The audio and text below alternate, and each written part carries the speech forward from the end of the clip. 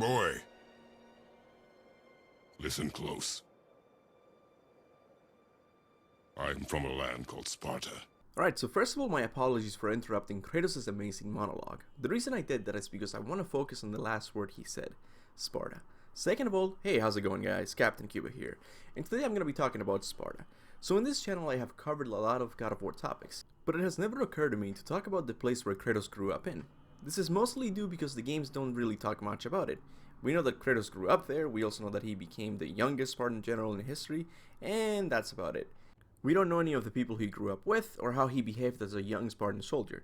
But a few days ago, someone asked in one of my live streams if I thought Leonidas exists, or has existed in the God of War universe. The answer to this question will definitely help us understand more about Sparta. So here I am making a video about it. Now it's very easy to just say, yeah, he existed, or no, he didn't, but what's more valuable when answering lore questions is bringing proof. This is why I'm gonna direct you to the official God of War novelization of the first game. This is what it says.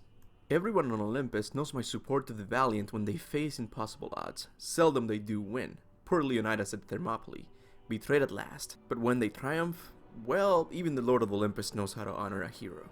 So according to Athena, Leonidas existed in their universe. For those of you who don't know, Leonidas is by far the most famous Spartan in all of history. He was the king of Sparta in the year 480 BC. He's most famous for his involvement in the Battle of Thermopylae. It is said that Leonidas took 300 of his best soldiers and defended a narrow passage from the Persian army, which consisted at the very least of 100,000 soldiers. The battle lasted days, but Leonidas, alongside his loyal Spartans, eventually died. This event is briefly mentioned in the novel as well. But what does this mean for the God of War series? Well, obviously we can say that Kratos wasn't alongside those 300 Spartans, because they all died and Kratos is still very much alive. What it could mean is that Kratos was born years after the Battle of Thermopylae, and was raised hearing stories about the famous Leonidas and the battle he died in. There might even be evidence of this in God of War 4. Remember when Kratos and Atreus are breaking through the Dark Elves' army right before reaching the Light of Alfheim? Well, Kratos teaches Atreus the Spartan tactic he used to fight the Persians during the Battle of Thermopylae. This is what he says. A narrow path negates superior numbers. A narrow path negates superior numbers. This is the same tactic Spartans used during the Battle of Thermopylae. Much like Kratos and Atreus, the Spartans found themselves defending a narrow path from the superior numbers of the Persian army.